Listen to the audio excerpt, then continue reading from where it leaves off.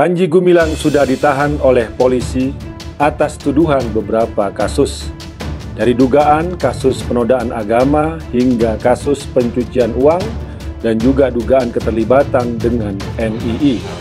Banyak pihak yang menganggap bahwa Panji Gumilang tidak layak ditahan, tapi sebagai warga negara, dia harus tunduk pada proses hukum. Kasus penistaan agama yang dilakukan oleh Panji Gumilang dengan pesantren Az-Zaitunnya luar biasa. Sudah puluhan dari media mainstream nasional, demikian juga di YouTube ya, yang melive-kan dan juga menyuarakan suara dari para ulama, suara dari para tokoh dan juga masyarakat tentang kesesatan dan penistaan ya Panji Gumilang dan pesantren Az-Zaitun ya. Artinya apa? Jika sistem ini masih terus dipertahankan gitu, cepat atau lambat, ya umat Islam akan semakin jauh dari Islamnya gitu. Ya. Artinya maksud kalian mempertahankan sistem sekularisme yang diadopsi negeri ini ya, sampai kapanpun tidak akan pernah menguntungkan umat Islam, akan selalu merugikan umat Islam. Ya. Kali ini dunia pendidikan, besok muncul apa lagi kasus-kasus dari buah paham sekularisme ini gitu. Ya.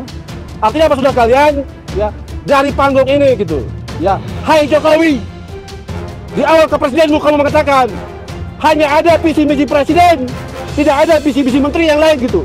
Berarti ente bertanggung jawab dengan kasus ini ya, karena apa? Bagian dari visi misi ente terhadap dunia Islam. Ditetapkan sebagai tersangka, ini pasal dan ancaman hukuman Panji Gumilang.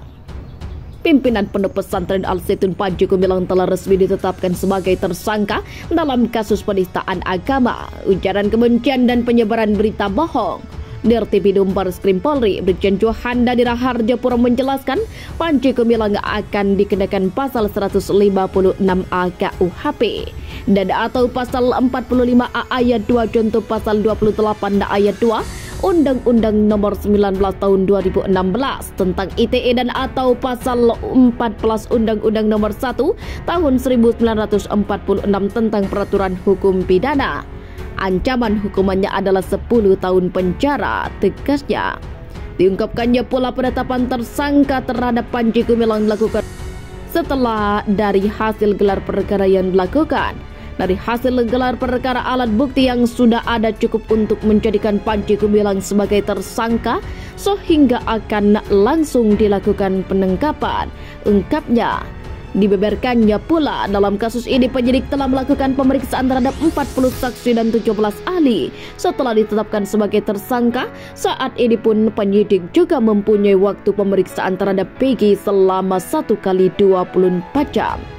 Untuk perkembangan lebih lanjut kita akan tunggu proses selanjutnya. Tutupnya.